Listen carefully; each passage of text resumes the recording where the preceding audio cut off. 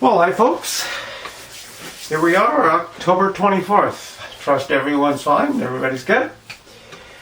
Here in British Columbia and on the island, where we will know later tonight whether Horgan's Heroes gamble of an early election pays off or if the other side wins, we may not have to pay sales tax for the next year, and less than half of what the current sales tax is in the following year.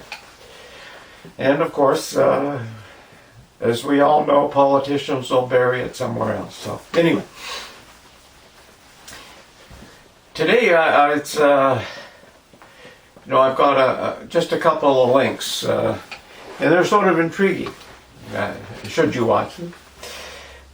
We've as we sort of think over what the craziness of it all, everything is sort of upside down and nuts as it's going around.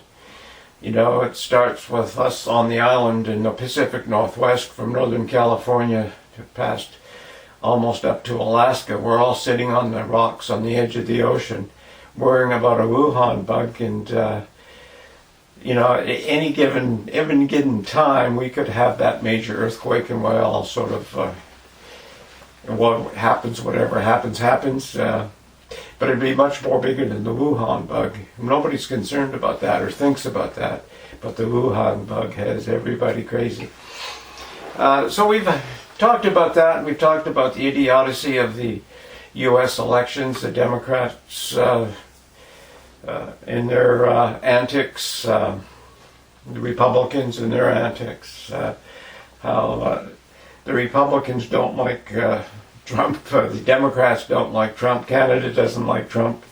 It's around the world. Britain doesn't like Trump, especially if you go to mainstream television, BBC, CBC, CTV, ABC, NBC, CNN, and on and on and on.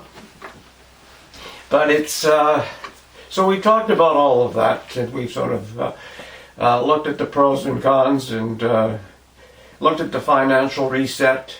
That was yesterday. But today we're going to do the two links today a little bit different.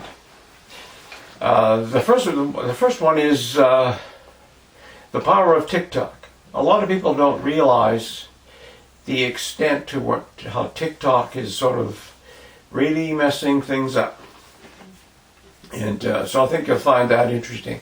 I don't use TikTok. My granddaughters do, especially my youngest one. She's almost addicted, but it's intriguing. And of course, it's not just TikTok. It's if you have most people have cell phones today. We have the smartphones. And I know if I have mine in my pocket and I'm talking to somebody and there's questions being answered, all of a sudden the phone comes on and said, in Google answers where I can find the answer to that question. It's sort of crazy. You almost have to leave it in the box, wrapped in a whole bunch of cotton wool and buried in your closet. So otherwise, it's always listening and I guess tracking where you are and what you're doing. And whether you own an Apple or a Samsung or whatever, they all do the same, even though the illustrious leaders say no, they don't. They're tracking us. And of course, we talked about the new digital currency that it's rumored to be coming, and that's going to track us even more. So it's all convoluted and interesting. So anyway, TikTok, you find that by Simon Gao, sort of an interesting foray. It's just a short documentary, but she does good ones. And the next one is The Illusion of Death. And this is Deepak Chopra. And, I've got some of his books, and I've read his books, and listened to some of his lectures, and what have you, as you try to wrap your head around things. But this one, The Illusion of Death. And should you watch that, it's sort of interesting. It's almost an hour long, but the hour goes by real fast, because if you're a real thinking individual, pensive individual, you might find it interesting. Anyway, it's called exploring the illusion of death. And my question is the illusion of death an illusion in itself? You know, as soon as I finish this, I've got to go fix a leak in an eavesdrop. Now, where the hell did that come from? If you're following the theory that goes through in this lecture, where the hell does drip of my eavesdrop come from? Now, is that an experience I'm supposed to be having? Interesting.